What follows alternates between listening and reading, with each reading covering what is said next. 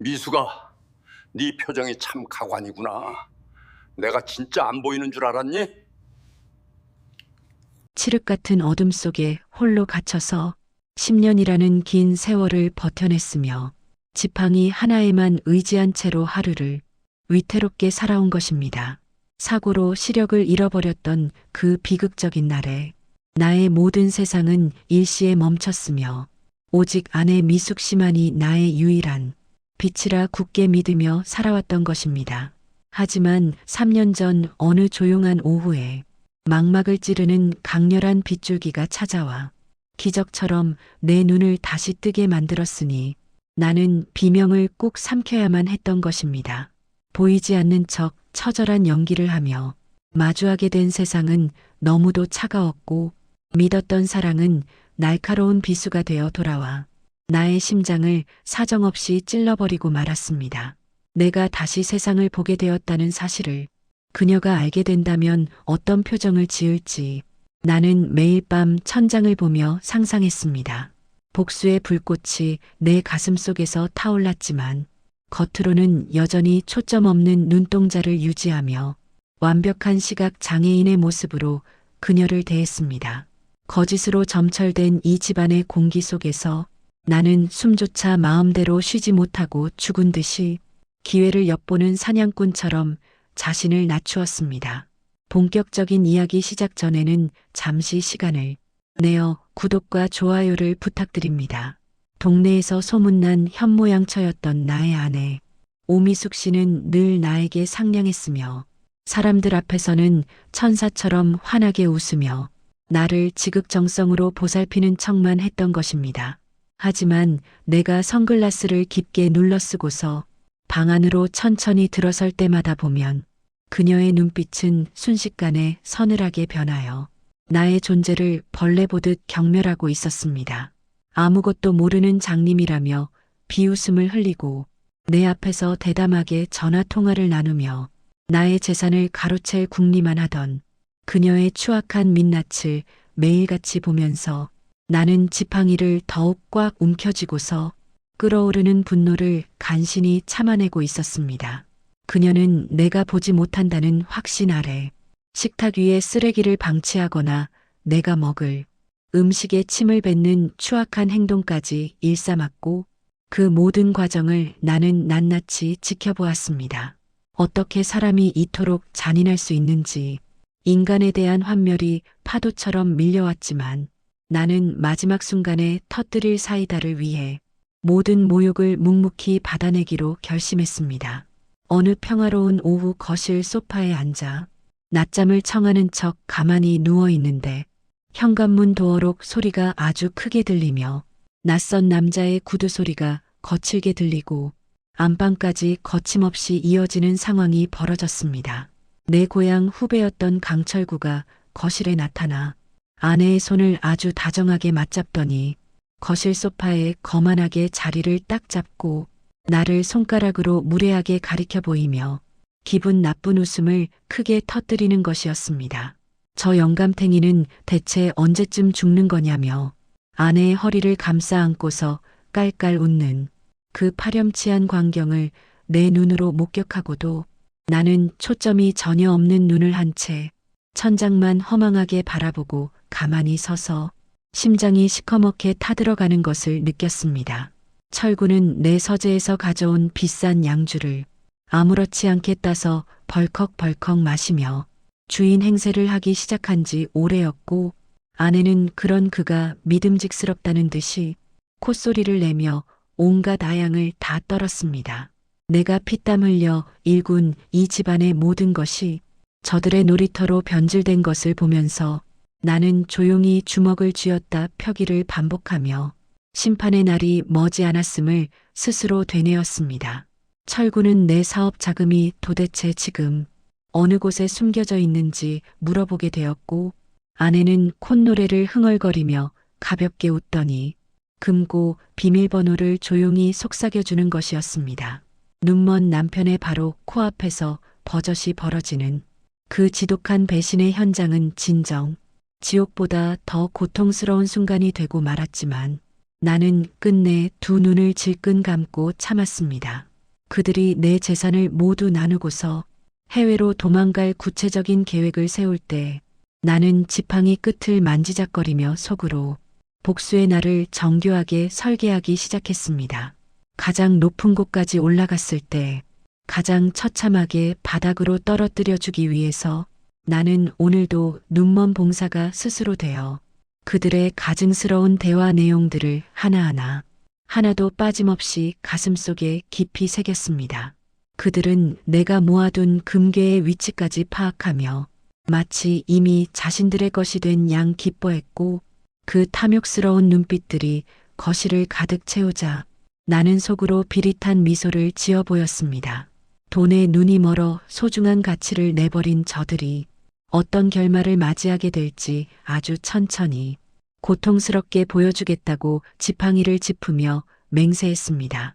저녁 식사 시간이 다가오자 아내는 다시 천사의 얼굴로 급히 돌아와서 내 입에 죽을 정성껏 떠넣어주며 자신의 연기력이 많이 늘었다고 자찬했습니다. 식어버린 죽이 목구멍을 타고 넘어갈 때에 그 비참함은 정말 이루 말할 수 없어서 손끝이 미세하게 덜덜 떨리고 말았지만 그녀는 그저 노안이라 치부하며 나를 비웃었습니다. 어둠이 짙게 깔린 조용한 밤이 찾아오고 그녀가 내 연남과 몰래 전화를 다시 하며 나를 요양원에 버릴 모의를 시작할 때 나는 조용히 선글라스를 깨끗이 닦아내며 최후의 결전 시간을 기다리고 있었습니다. 이제 곧 당신들이 마주하게 될 진짜 지옥이 시작될 것이라고 마음속으로 다짐하며 나는 소리 없는 선전포고를 던진 것입니다. 그녀가 잠든 사이 나는 몰래 일어나 서재의 비밀 공간에 숨겨둔 녹음기를 확인했고 그 안에는 오늘 하루 동안 벌어진 저들의 추악한 대화가 고스란히 담겨 있었습니다. 이 작은 기계가 저들의 목을 조를 밧줄이 되어 내일 아침이면 본격적인 반격의 서막을 알리게 될 것이라는 확신에 가슴이 벅찼습니다. 지팡이 끝에 묻은 먼지를 털어내며 나는 다시 차가운 암흑의 연기 속으로 들어갔습니다. 아침 햇살이 창가를 타고 넘어와 방 안을 환하게 비추었으나 나는 여전히 짙은 색에 선글라스를 깊게 눌러 쓰고서 지팡이를 짚으며 천천히 거실로 한 발짝씩 걸어나갔습니다. 식탁 위에 차려진 음식들은 겉보기에는 참으로 정갈하고 먹음직스러웠으나 그 속에는 아마도 나를 서서히 무기력하게 만드는 정체 모를 약물이 섞여 있을지도 모른다는 의심이 들었습니다. 아내는 지극한 정성을 다하는 척 내 팔을 부드럽게 잡아 의자에 앉혀주며 오늘따라 유난히 남편의 안색이 좋아 보인다고 가식적인 미소를 지으며 나에게 칭찬의 말을 건네는 것이었습니다. 그녀의 손길이 내 몸에 닿는 곳마다 소름이 돋고 심장이 요동을 쳐서 참기 힘들었지만 나는 초점을 완전히 잃은 눈동자로 허공을 보며 그저 인자한 웃음을 지어주었습니다. 그녀는 내 앞에서 숟가락을 직접 챙겨주더니 뒤돌아서는 짧은 순간에 남편의 앞날이 이제 얼마 남지 않았다는 듯이 비열한 웃음을 지으며 거실을 가로질러 주방으로 향했습니다. 오후가 되자 아내는 외출 준비를 서두르며 향수를 평소보다 아주 진하게 몸에 뿌렸고 친구를 잠시 만나러 다녀올 테니 집을 잘 지키고 있으라고 나에게 당부하는 것이었습니다. 현관문이 닫히는 육중한 소리가 복도 끝까지 길게 울려 퍼지는 것을 확인하고서야 나는 손에 쥐고 있던 지팡이를 내려놓고 질끈 감았던 두 눈을 번쩍 뜨고 일어났습니다. 10년이라는 기나긴 시간 동안 가공된 암흑 속에서만 살아야 했던 나에게 비친 거실의 풍경은 너무나 낯설면서도 서글퍼서 나도 모르게 눈시울이 붉게 달아오르고 말았습니다. 아내가 서재 가장 깊숙한 비밀 공간에 숨겨둔 서류 뭉치를 찾아내기 위해서 나는 소리 없이 발걸음을 옮기며 집안의 구석구석을 샅샅이 뒤져나가기 시작했습니다. 거실 서랍장 맨 밑바닥에서 우연히 발견된 고액의 생명보험 가입 증서들을 보면서 나는 끓어오르는 배신감에 몸을 가늘게 떨며 차가운 복수의 칼날을 더욱 날카롭게 갈았습니다. 낡은 서류 봉투 안에는 나의 인감도장을 도용하여 몰래 작성해둔 추악한 부동산 증여 계약서가 버젓이 들어있어서 나를 큰 충격과 경악에 빠뜨리고 말았습니다. 아내 미숙 씨는 이미 내가 이 세상에 존재하지 않는 사람이라도 되는 것처럼 모든 재산을 내연남 철구의 명의로 돌려놓기 위해 철저한 준비를 마친 상태였습니다. 그때 갑자기 현관문의 도어록이 요란하게 작동하며 경쾌한 알림음이 온 집안에 울려 퍼졌고 나는 황급히 서류를 제자리에 집어넣고서 거실 소파로 몸을 날려 깊게 잠든 척했습니다. 술에 잔뜩 취한 아내와 내연남 철구는 거실로 들어와 왁자지껄하게 떠들며 웃더니 내가 깊은 잠에 빠진 줄로만 알고 거실 한복판에서 대담하게 애정 행각을 벌였습니다. 철구는 내 지팡이를 발로 툭 차버리며 이딴 나무 막대기가 무슨 소용이냐고 비웃으며 나를 산송장 취급하며 조롱을 멈추지 않고 내 가슴에 대못을 박는 소리를 내뱉었습니다. 미숙 씨는 철구의 어깨에 기대어 앉아서 저 늙은이가 죽으면 이 넓은 집이 오롯이 우리 둘만의 낙원이 될 것이라며 술잔을 높이 들고 승리의 건배를 외쳤습니다. 내 눈앞에서 펼쳐지는 그 구역질 나는 광경을 지켜보며 나는 입술을 깨물고서 터져나오려는 분노의 함성을 간신히 누르며 그들의 대화 내용을 머릿속에 모두 담았습니다. 철구는 내 금고 안에 든 현금의 액수를 다시금 확인하며 탐욕스러운 눈빛을 번뜩였고 아내는 조만간 약의 농도를 더 높여서 자연스럽게 작별을 고하자며 끔찍한 계획을 아무렇지도 않게 주고받으며 서로를 껴안았습니다. 나는 그들의 웃음소리가 커질수록 속으로 심판의 명단을 작성하며 차가운 미소를 지었고 당신들이 꿈꾸는 낙원이 순식간에 불지옥으로 변하게 될 날이 머지 않았음을 확신했습니다.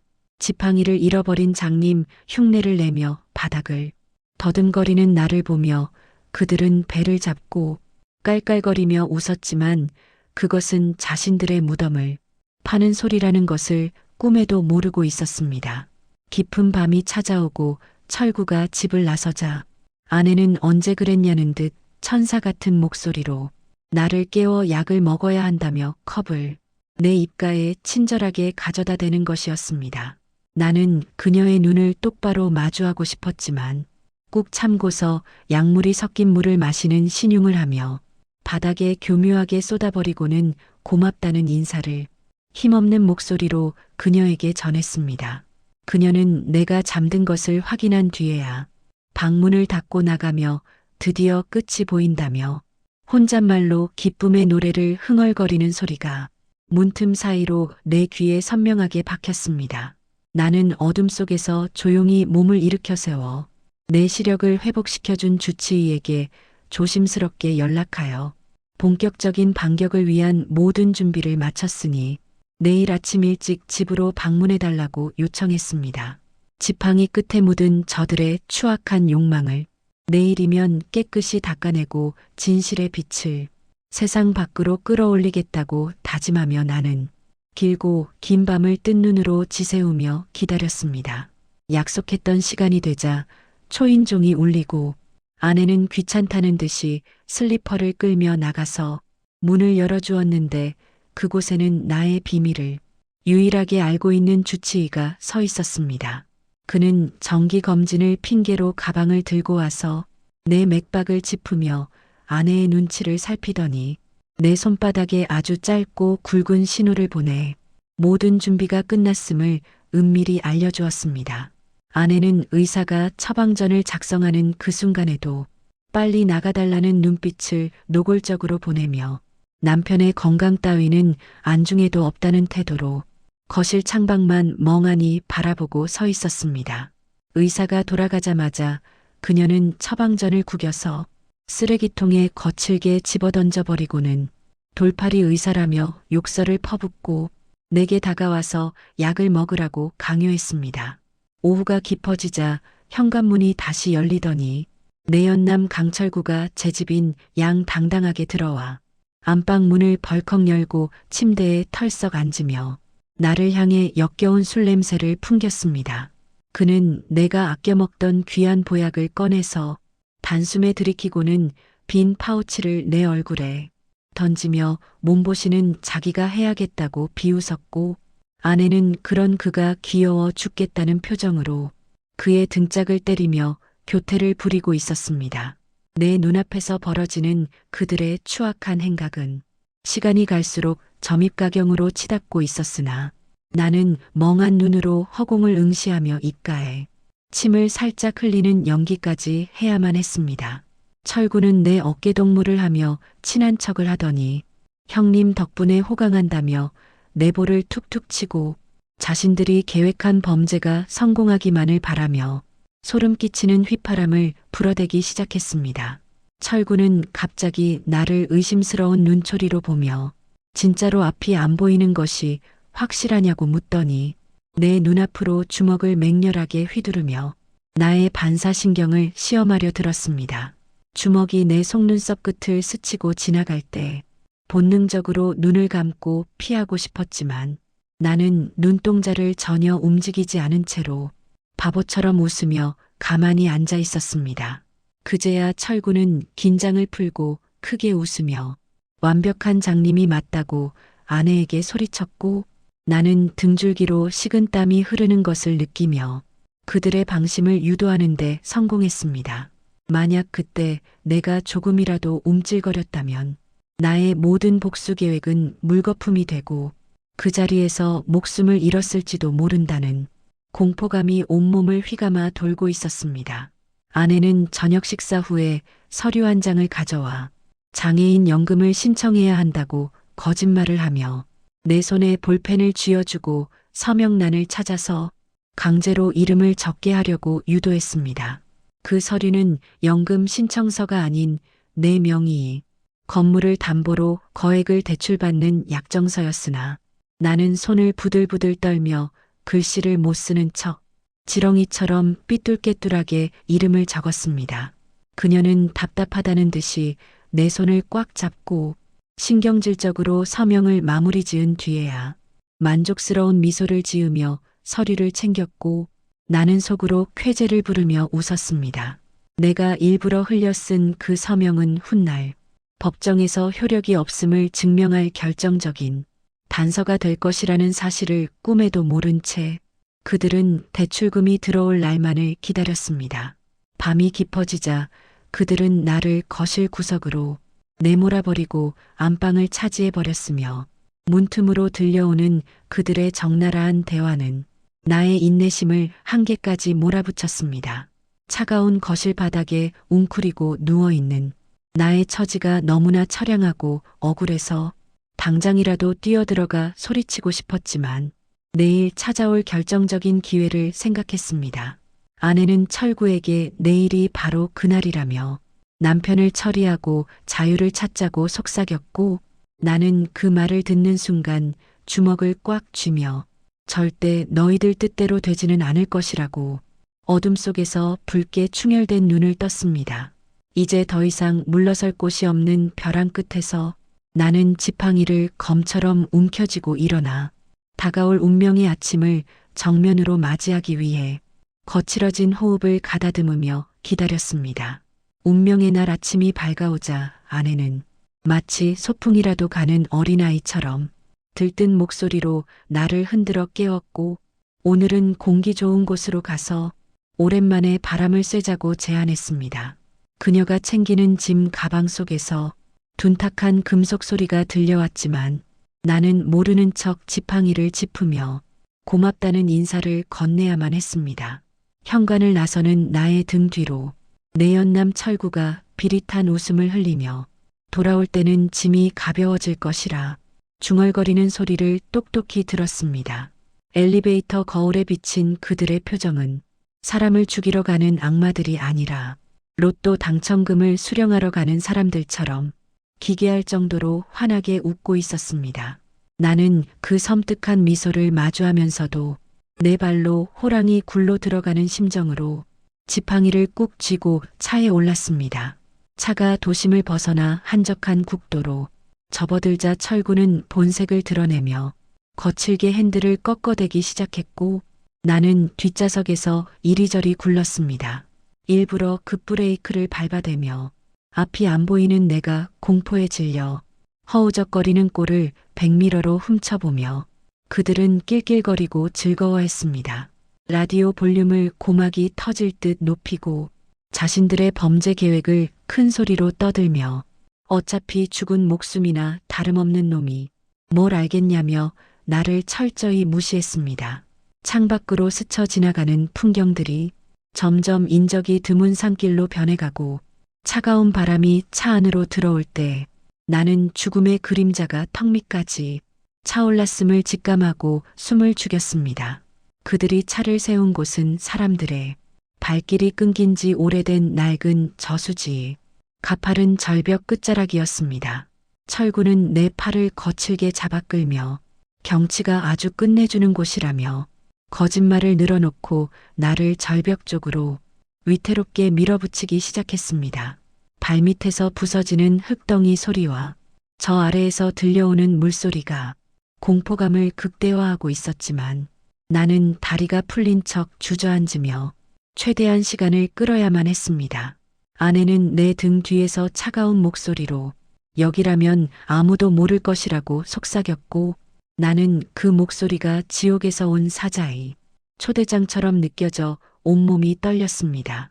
철구는 준비해온 독한 술을 꺼내 마지막 가는 길에 한잔하라며 억지로 내 입을 벌리고 들이부었고 나는 살에 들린 척 기침을 하며 술을 옷에 전부 뱉어내버렸습니다. 그는 아까운 술을 버렸다며 화를 내고 내 멱살을 잡아 절벽 끝으로 내밀며 지금 당장 떨어뜨려 버릴까 하고 아내에게 으름장을 놓았습니다. 허공에 붕 뜬 내 두 발이 허우적거릴 때마다 그들은 박수를 치며 그 모습을 동영상으로 촬영했고 나는 살려달라고 애원하는 연기를 하며 그들의 방심을 유도해야 했습니다. 내 연기가 처절할수록 그들의 경계심은 눈 녹듯이 사라지고 오만함만이 그 자리를 가득 채우고 있었습니다. 해가 저물고 어둠이 짙게 깔리자 그들은 본격적인 작업을 시작하려는지 트렁크에서 무거운 가방을 꺼내왔고 나는 이제 정말 끝이구나 싶었습니다. 하지만 그때 저수지 건너편에서 불빛 하나가 번쩍이며 다가왔고 낚시터 관리인이 순찰을 도는지 희미한 인기척이 들려왔습니다. 그들은 황급히 작업을 멈추고 나를 차 뒷좌석에 구겨 넣으며 재수없게 누가 온 것 같다며 욕설을 퍼붓고 자리를 피했습니다. 오늘 밤은 운 좋게 넘어갔지만 내일은 확실하게 끝내버리자며 서로를 다독이는 그들의 대화를 들으며 나는 식은땀으로 젖은 손을 닦고 내일이 오기 전에 승부를 봐야겠다고 차갑게 식은 가슴으로 다짐했습니다. 작업이 틀어진 후 그들은 나를 인적이 드문 산속의 허름한 펜션으로 거칠게 끌고 들어가 짐짝처럼 던졌고 눅눅한 곰팡이 냄새가 코를 찔러와 나는 미간을 찌푸리며 기침을 했습니다. 아내는 재수가 옴붙었다며 신경질을 내고 철구는 남은 술을 병째 들이키며 내일 새벽에 다시 처리하자고 소리쳤습니다. 나는 구석에 웅크리고 앉아 벌벌 떨며 살려달라고 비는 신용을 계속해야 했고 그들은 공포에 질린 내 모습을 안주 삼아 낄낄거리며 승리의 건배를 또다시 했습니다. 밤이 깊어지자 술 기운이 오른 그들은 코를 골며 깊은 잠에 빠져들었고 나는 그제야 웅크렸던 허리를 펴고 천천히 고개를 들어 방 안을 살폈습니다. 창밖으로 보이는 붉은 달빛이 내 차가운 눈동자를 비추고 있었고 이제부터는 내가 사냥을 시작할 차례라며 소리 없이 입가에 미소를 지었습니다. 그들의 콧꼬리 소리가 방 안을 울리자 나는 조심스럽게 자리에서 일어나 소리 없이 바닥을 딛고 걸어갔습니다. 지팡이 없이 걷는 나의 발걸음은 고양이처럼 가볍고 은밀했으며 어둠 속에서도 사물의 위치가 대낮처럼 선명하게 보이고 있었습니다. 철구가 아무렇게나 던져놓은 점퍼 주머니에서 스마트폰을 꺼내 잠금을 해제했고 미리 외워둔 딸 수연이의 번호로 현재 위치와 구조 요청 메시지를 보냈습니다. 손가락이 미세하게 떨려왔지만 나는 침착하게 전송 버튼을 눌렀고 기록을 삭제한 뒤 다시 주머니에 넣으며 완벽한 알리바이를 만들어 놓았습니다. 이 작은 신호 하나가 내일 아침 거대한 파도가 되어 저들을 덮칠 것이라 확신하며 나는 다시 제자리로 돌아와 죽은 듯이 눈을 감고 누웠습니다. 새벽 2시가 넘어가자 아내가 목이 마르다며 잠꼬대를 하더니 비틀거리는 몸을 일으켜 물을 찾았고 나는 황급히 몸을 뒤척이며 악몽을 꾸는 척 연기를 시작했습니다. 그녀는 내 다리를 발로 툭 차며 잠버릇이 고약하다며 욕설을 퍼붓고 냉장고 문을 거칠게 열어 물을 마셨습니다. 물이 목구멍으로 넘어가는 소리가 적막한 방 안에 크게 울려 퍼질 때 나는 실눈을 뜨고 그녀의 뒷모습을 보며 마음껏 마셔두라고 속으로 중얼거렸습니다. 그녀가 다시 자리에 눕자마자 나는 안도의 한숨을 아주 작게 내쉬었고 심장이 터질 듯 쿵쾅거렸지만 끝까지 평정심을 유지하려 애썼습니다. 저 여자가 내 아내라는 사실이 사무치게 끔찍하고 역겨웠지만 내일이면 모든 악연이 끝날 것이라며 스스로를 위로하고 견뎌냈습니다. 동이 트기도 전인 이른 새벽에 철구가 나를 발로 차서 깨웠고 빨리 일어나라며 멱살을 잡았습니다. 안개가 자욱하게 깔린 펜션 밖은 한치 앞도 보이지 않는 상황이었고 범죄를 저지르기에 더없이 좋은 날씨라며 그들은 서로를 보며 음흉하게 웃었습니다. 나는 지팡이를 짚고 비틀거리며 그들이 이끄는 대로 순순히 따라 나섰고 속으로는 딸이 도착하기까지의 시간을 어떻게 벌어야 할지 계산하고 있었습니다. 트렁크에 실린 삽과 밧줄을 보며 나를 생매장하려는 계획임을 눈치챘고 등줄기에 식은땀이 흘러내렸지만 나는 두려움 대신 분노를 연료 삼아 마지막 연기에 막을 올렸습니다. 산길을 오르는 내내 나는 일부러 돌부리에 걸려 넘어지는 척하며 시간을 1분 1초라도 늦추려 발버둥 쳤습니다. 산 중턱에 도착하자 철구는 미리 봐둔 공터라며 땅을 팠고 아내는 망을 보며 주위를 살폈습니다. 구덩이가 점점 깊어질수록 나의 목숨도 끝을 향해 가는 듯 했지만 그때 산 아래에서 들려오는 희미한 사이렌 소리가 내 귀를 스쳤습니다. 그들은 바람 소리라며 무시했지만 나는 그것이 구원의 나팔 소리임을 알았고 회심의 미소를 지으며 고개를 들었습니다. 철구가 다 팠다며 나를 구덩이 쪽으로 거칠게 밀어 넘어뜨리려는 그 순간 나는 지팡이를 버리고 두 눈을 부릅뜨며 그의 팔목을 강력하게 낚아챘습니다. 놀란 철구가 뒷걸음질 치며 내가 어떻게 앞을 보냐고 소리칠 때 나는 선글라스를 천천히 벗어던지며 이제야 내 놈들 얼굴이 똑똑히 보인다며 서늘한 목소리로 정면 승부를 선언했습니다. 철구의 손목을 으스러질 듯 꽉 움켜쥐고서 그가 비명을 지르며 바닥에 나동그라질 때까지 나는 그동안 참아왔던 분노의 힘을 모두 손끝에 실어서 거칠게 밀어붙이고 있었습니다. 미숙이는 귀신이라도 본 사람처럼 사색이 되어 뒷걸음질을 치다가 제 발에 걸려 넘어졌고 나는 천천히 그녀에게 다가가 쓰고 있던 선글라스를 바닥에 던져 산산조각을 냈습니다.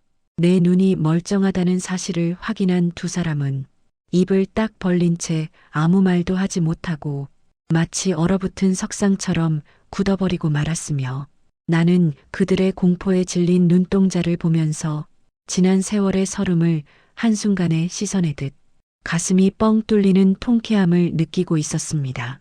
당신들이 파놓은 이 깊은 구덩이가 결국 누구를 위한 무덤이 될지 똑똑히 보라며 나는 낮은 목소리로 그들을 향해 일갈했습니다. 철구는 당황한 기색을 감추지 못하고서도 손에 들고 있던 삽을 위협적으로 휘두르며 다시 한번 나에게 달려들 기세를 보였으나 나는 가소롭다는 듯이 그를 노려보았습니다. 이미 늙고 병든 노인이라고 얕잡아 보았겠지만 죽음의 문턱에서 돌아온 사람의 생존 본능이 얼마나 무서운 것인지 그는 몰랐던 것입니다. 그가 삽을 높이 쳐들고 내 머리를 향해서 내리찍으려는 순간 나는 재빠르게 몸을 피하며 그의 정강이를 지팡이로 세게 가격해버렸고 그는 외마디 비명을 지르며 흙구덩이 속으로 볼품없이 처박히고 많은 꼴이 되었습니다. 미숙이가 비명을 지르며 철구에게 달려가서 그를 일으켜 세우려 안간힘을 쓰고 있을 때 나는 그들의 추한 몸부림을 싸늘하게 내려보며 이제 쇼는 완전히 끝났다고 선언했습니다. 그때 산 아래쪽에서 요란한 사이렌 소리가 고요한 숲을 찢을 듯이 굉음으로 울려 퍼지고 여러 대의 경찰차들이 흙먼지를 일으키며 우리가 있는 공터로 들이닥치기 시작했습니다. 차 문이 열리고 무장한 경찰관들이 내리고 그 뒤를 이어 내 딸 수연이가 헐레벌떡 가파른 산길을 뛰어 올라오고 있었습니다. 아빠를 부르며 울부짖는 딸의 목소리가 내 귓가에 닿는 순간 긴장이 탁 풀리면서 참았던 눈물이 왈칵 쏟아질 것만 같았지만 나는 끝까지 강한 아버지의 모습을 보이기 위해 허리를 꼿꼿하게 펴고 자리를 지켰습니다. 경찰들은 순식간에 현장을 완전히 포위하고 철구와 미숙이를 향해 총구를 겨누면서 당장 무기를 버리고 투항하라고 소리쳤습니다. 경찰들이 순식간에 철구와 미숙이를 제압하고 등 뒤로 수갑을 채우자 그들은 발악을 하며 이건 전부 오해라며 억울하다고 소리를 지르고 내가 치매 노인이라 헛소리를 한다고 우겼습니다. 미숙이는 경찰관의 바짓가랑이를 붙잡고 늘어지며 자신은 남편을 위해 산책을 나왔을 뿐이라며 가증스러운 눈물을 흘리며 연기를 시도했으나 이미 모든 상황은 종료된 뒤였습니다. 나는 형사님에게 다가가 정중하게 인사를 하고 주머니 속에 고이 간직해 두었던 녹음기를 증거물로 제출하며 담담하게 말했습니다. 이 안에 저들이 나를 살해하고 재산을 가로채려 했던 모든 계획이 담겨 있으니 부디 법대로 엄정하게 처벌해 달라고 말입니다. 형사님은 녹음기를 받아들고 고개를 끄덕이며 걱정하지 마시라고 나를 안심시켜 주었습니다. 수연이는 내 품에 안겨 엉엉 울음을 터뜨렸고 나는 떨리는 손으로 딸의 등을 토닥이며 이제 다 끝났으니 괜찮다고 위로해 주었습니다. 경찰차에 연행되어 가는 두 사람의 뒷모습은 조금 전까지의 기고만장했던 태도는 온데간데 없고 폐잔병처럼 초라하기 짝이 없게 변해 있었습니다. 차 트렁크에서는 범행 도구로 쓰려 했던 밧줄과 삽 그리고 미리 작성해 둔 유서가 증거물로 압수되어 나오는 것을 보면서 그들은 고개를 떨구고 체념한 듯 보였습니다. 산 아래로 내려가는 경찰차의 행렬을 보며 나는 비로소 10년 묵은 체증이 내려가는 듯 깊은 숨을 몰아쉬며 하늘을 올려다보았습니다. 구름 사이로 비치는 아침 햇살이 마치 나의 새로운 인생을 축복해 주는 것 같아 나는 딸의 손을 꼭 잡고 산을 내려왔습니다. 경찰서 조사실의 차갑고 건조한 공기 속에서도 두 사람은 여전히 고개를 빳빳이 쳐들고서 자신들은 억울한 누명을 썼다고 고래고래 소리치며 변호사를 당장 불러달라고 악을 쓰고 있었습니다. 단지 몸이 불편한 남편을 위해 공기 좋은 산으로 산책을 갔을 뿐인데 경찰이 과잉 진압을 했다며 거짓 눈물을 흘리는 아내의 연기를 지켜보면서 나는 기가 막혀서 헛웃음이 나올 지경이었습니다. 담당 형사님조차 그들의 뻔뻔한 태도에 혀를 내두르며 증거가 이렇게 명백한데도 부인을 하느냐고 물었지만 그들은 끝까지 오리발을 내밀며 버티고 있었습니다. 나는 조용히 조사실 문을 열고 들어가서 더 이상 지팡이에 의지하지 않는 당당한 걸음으로 그들의 맞은편 의자에 앉아 팔짱을 끼웠습니다. 나를 보고 흠칫 놀라며 시선을 피하는 그들에게 나는 선글라스를 벗은 맨 얼굴을 들이밀며 어디 한번 계속해서 짓거려 보라고 차갑게 말했고 그들의 동공이 심하게 흔들리는 것을 놓치지 않고 먹잇감을 노리는 맹수처럼 집요하게 응시했습니다. 형사님은 내가 산에서 제출했던 녹음기를 꺼내 재생 버튼을 눌렀고 스피커를 통해 그들의 목소리가 조실 전체에 쩌렁쩌렁하게 울려 퍼지기 시작했습니다. 어떻게 죽여야 뒤탈이 없을지 의논하는 내용과 보험금을 타내서 해외로 도피하자는 계획들이 한마디도 빠짐없이 적나라하게 흘러나오고 있었는데 그제야 두 사람은 사색이 되어 입을 다물었습니다. 자신들의 목소리가 아니라고 부정하고 싶었겠지만 그 안에 담긴 대화 내용은 너무나 구체적이라서 변명의 여지가 전혀 없는 명백한 증거였습니다. 철구는 식은땀을 줄줄 흘리며 넥타이를 풀었고 미숙이는 부들부들 떨며 손톱을 물어뜯기 시작했는데 그 불안한 모습이 내게는 더할 나위 없는 쾌감이었습니다. 나는 그들에게 몸을 숙이며 나지막한 목소리로 이건 시작에 불과하니 기대해도 좋다고 속삭였고 그들은 마치 저승사자의 명부를 확인한 사람들처럼 공포에 질려 아무런 대꾸조차 하지 못했습니다. 나는 주머니에서 작은 유리병 하나를 꺼내서 책상 위에 올려놓으며 이것이 결정적 증거라고 형사님에게 감식을 의뢰한다고 단호하게 말했습니다. 그 유리병 안에는 아내가 나에게 먹이려 했던 독극물이 섞인 죽의 일부가 담겨 있었는데 그것을 보는 순간 아내의 눈이 뒤집혔습니다. 내가 눈이 먼 줄 알고 안심하고 있었을 때 몰래 뱉어내어 모아두었던 그 치명적인 액체가 이제는 그녀의 목을 조르는 올가미가 된 것입니다. 형사님은 즉시 국과수 감식을 의뢰하겠다고 하며 살인 미수 혐의가 추가될 것이라고 고지했고 미숙이는 비명을 지르며 의자에서 주저앉았습니다. 남편을 지극정성으로 돌보는 천사표 아내의 가면이 완전히 박살나고 추악한 마녀의 본 모습이 드러나자 조사실 안에 있던 모든 경찰관들이 경멸의 눈빛으로 그녀를 바라보며 수군거리는 소리가 들려왔습니다. 나는 지난 3년 동안 눈이 보이지 않는 척하며 너희들이 내 집 안방에서 저질렀던 더러운 짓들을 두 눈으로 똑똑히 지켜보았다고 폭로했습니다.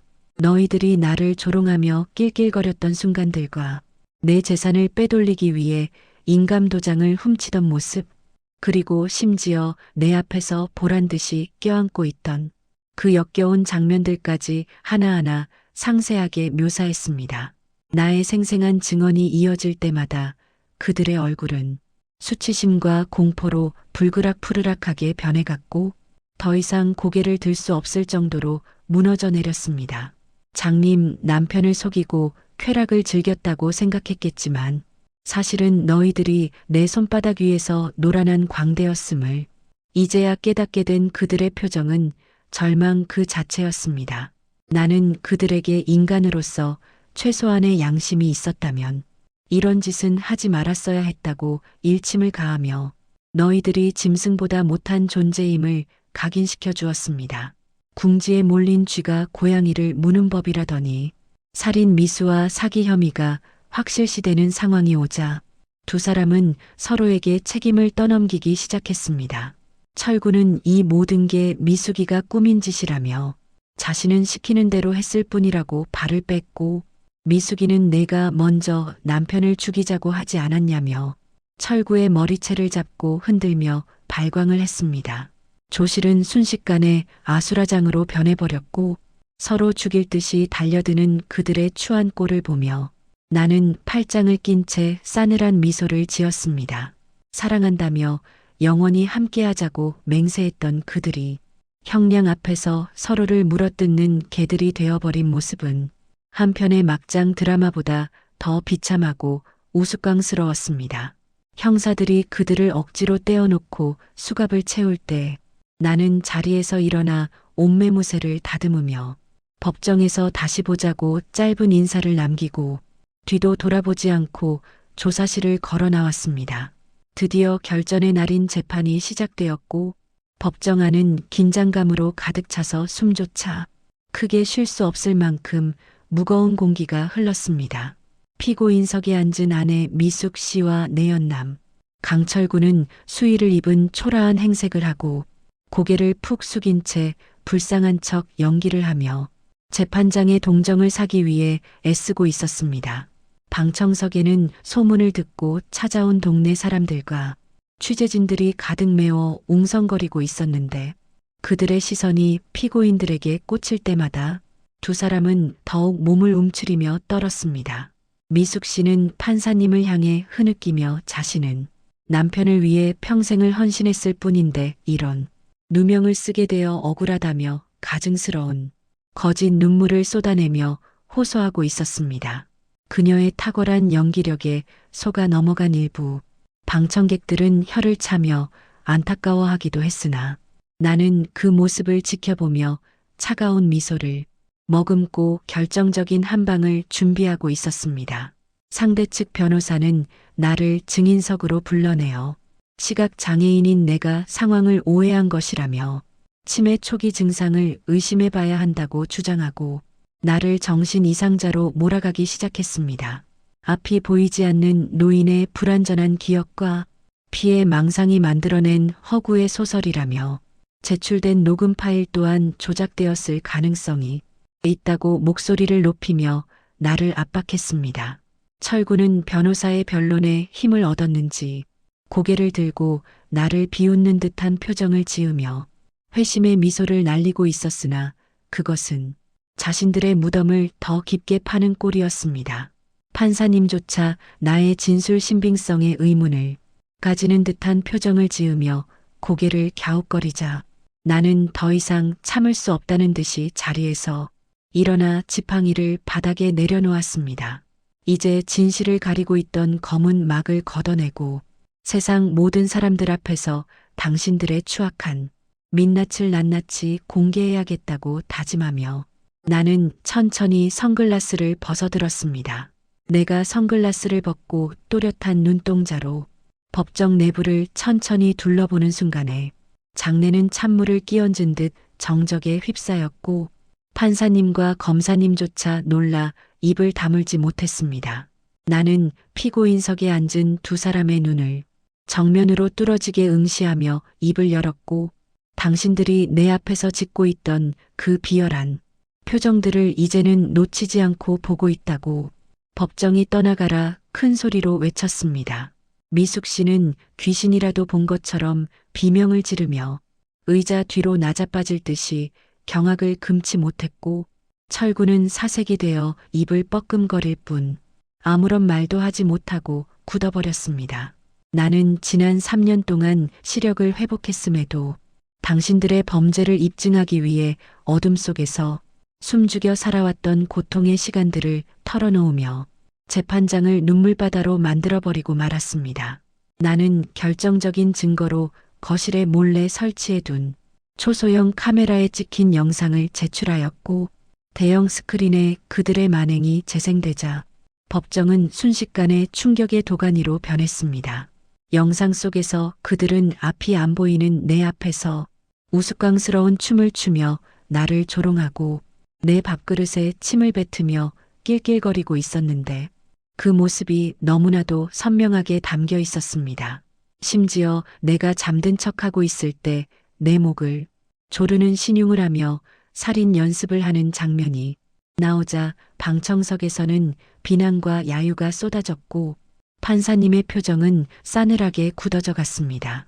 변호사는 당황하여 영상을 중지해달라고 요청했으나 이미 모든 진실이 만천하에 드러난 뒤였고 그들의 추악한 본성은 감출 길이 없게 되어 스스로 파멸의 길로 들어서고 말았습니다. 영상이 끝나자 미숙 씨는 바닥에 주저앉아 실성한 사람처럼 웃다가 울기를 반복하며 모든 것이 끝났음을 직감하고 체념했고 철구는 고개를 떨구고 몸을 부들부들 떨었습니다.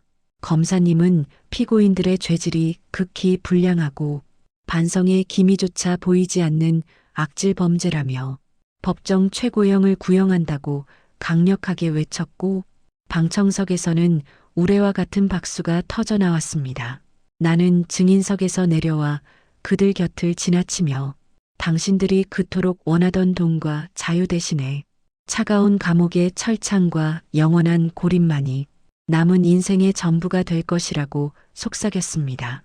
그들은 나를 쳐다보지도 못한 채 흐느끼며 자신들의 죄를 뒤늦게 후회하는 듯 보였으나 이미 엎질러진 물을 주워 담을 수는 없기에 나는 그들을 뒤로하고 법정을 걸어 나왔습니다.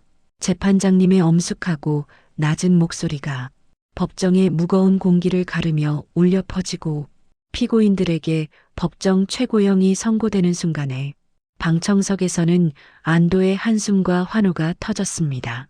판사님은 피고인들의 죄질이 매우 나쁘고 반성의 기미가 전혀 보이지 않는 점을 들어 사회로부터 영구히 격리할 필요가 있다며 단호한 어조로 판결문을 낭독하고 계셨습니다.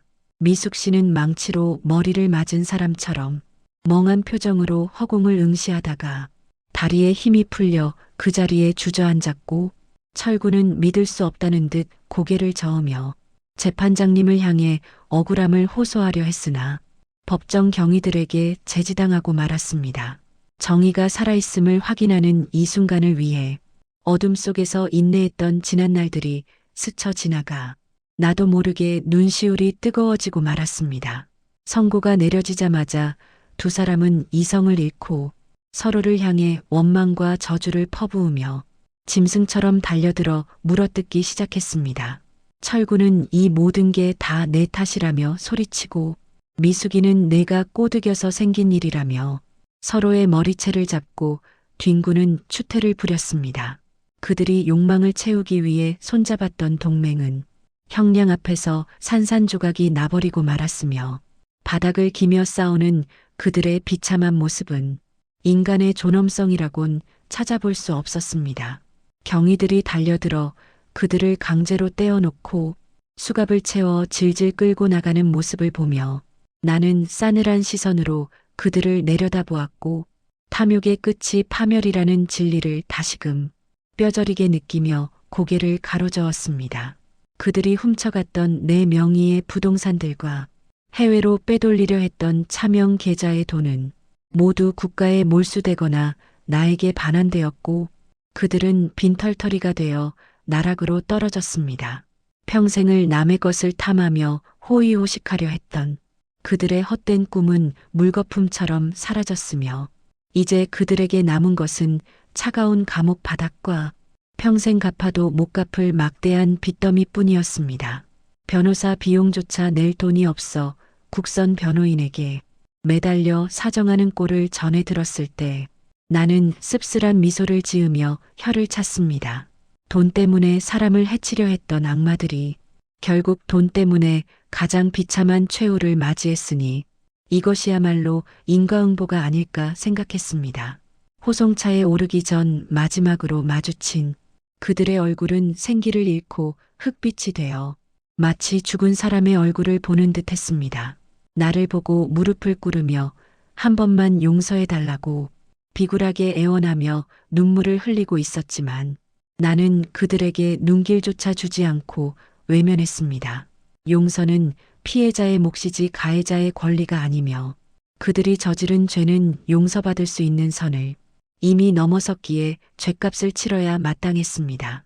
철창이 굳게 닫힌 호송버스에 실려 교도소로 향하는 그들의 뒷모습을 지켜보며 나는 가슴속에 맺혀있던 응어리가 풀리는 것을 느끼며 깊은 숨을 내쉬고 돌아섰습니다. 법원 정문을 나서자 따스한 햇살이 쏟아지고 기다리고 있던 딸 수연이가 달려와 나를 안으며 아빠 고생 많으셨다고 울먹이며 말했습니다. 나는 딸의 등을 토닥이며 이제 다 끝났다고 우리를 괴롭히던 악몽은 사라졌다고 위로하며 환하게 웃어 보이는 여유를 되찾았습니다. 지팡이 없이 두 발로 당당하게 걷는 내 모습이 신기한지 딸은 내 얼굴을 자꾸만 쳐다보았고 나는 딸의 손을 꼭 잡고 발걸음을 옮겼습니다. 이제는 누군가의 눈치를 볼 필요도 없고 연기를 하며 숨죽일 필요도 없는 자유로운 세상이 내 앞에 펼쳐져 있음을 실감하게 되었습니다. 우리는 서로를 마주보며 밝게 웃었고 집으로 돌아가는 길은 그 어느 때보다 가볍고 행복한 기운으로 가득 차오르고 있었습니다. 재판이 모두 끝나고 텅 빈 집으로 돌아오니 그동안 집안 곳곳을 짓누르던 무거운 공기가 거짓말처럼 사라지고 따스한 온기만이 거실을 가득 채우고 있는 것을 느꼈습니다.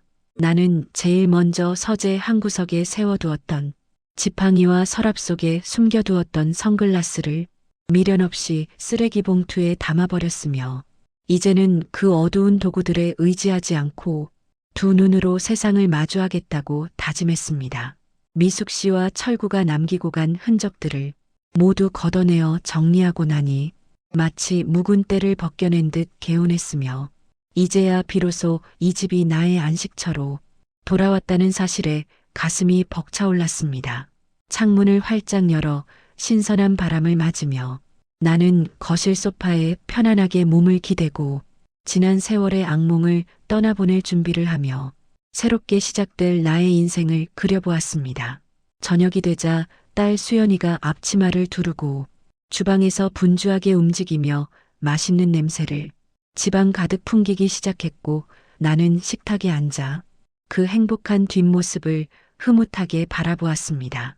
아내가 끓여주던 독국물이 섞인 죽이 아닌 딸의 사랑과 정성이 담긴 따뜻한 밥상을 두 눈으로 확인하고 먹을 수 있다는 사실이 얼마나 큰 축복인지 새삼 깨닫게 되었습니다. 수연이는 아빠가 이제 건강을 되찾으셨으니 여행도 다니고 맛있는 것도 많이 드시라며 생선살을 발라 내 밥그릇에 올려주었고 나는 목이 메어 밥을 넘기기가 힘들었습니다. 우리는 서로의 얼굴을 마주보며 웃음꽃을 피웠고 그동안 나누지 못했던 이야기들을 쏟아내며 밤이 깊어가는 줄도 모르고 행복에 취해 시간을 보내는 평범한 일상을 되찾았습니다. 며칠 뒤 나는 내 시력을 되찾아준 주치의를 다시 만나 감사의 인사를 전하게 되었고 그는 나의 승리를 진심으로 축하해주며 이제는 건강관리만 잘하면 된다고 웃었습니다. 그가 아니었다면 나는 영원히 어둠 속에서 비참한 최후를 맞이했을 것이라 생각하니 등줄기가 서늘해지는 것 같았지만 은인의 도움으로 새로운 삶을 얻게 되었으니 남은 인생은 베풀며 살겠다고 약속했습니다. 나는 그동안 모아둔 재산의 일부를 떼어 시각 장애인들을 돕는 재단에 기부하였고 나처럼 어둠 속에 갇힌 사람들에게 작은 희망의 빛이 되기를 간절히 바랐습니다. 나눔의 기쁨을 알게 된 나는 마음이 풍요로워졌고 가진 것을 지키려 아등바등했던 과거보다 비우고 나누는 지금이 훨씬 더 행복하다는 진리를 깨달으며 의사 선생님과 악수를 했습니다. 계절이 바뀌어 따스한 봄이 찾아왔고 나는 딸과 함께 집 근처 공원으로 산책을 나가 흐드러지게 핀 벚꽃을 구경하게 되었습니다. 지난 10년 동안은 꽃향기만 맡을 수 있었을 뿐 그 아름다운 자태를 눈으로 볼 수 없었기에 내 눈앞에 펼쳐진 분홍빛 세상은 마치 천국에 온 것처럼 황홀하고 눈부셨습니다. 지나가던 사람들이 나를 보며 인사를 건네고 아이들이 뛰노는 모습을 지켜보는 것만으로도 살아있음의 감사를 느끼기에 충분했습니다.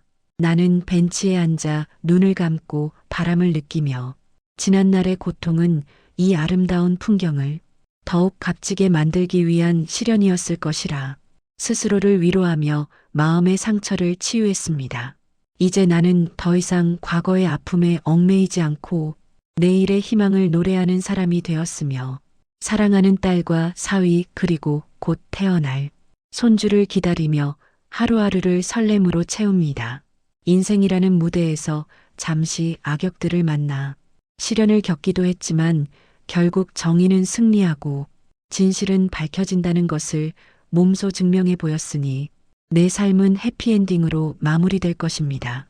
이 이야기를 들어주신 여러분들의 삶에도 언제나 밝은 빛과 행복만이 가득하기를 바라며 혹시라도 힘든 시기를 겪고 계신다면 반드시 쨍하고 해 뜰 날이 올 것이라는 믿음을 잃지 마시길 진심으로 응원합니다.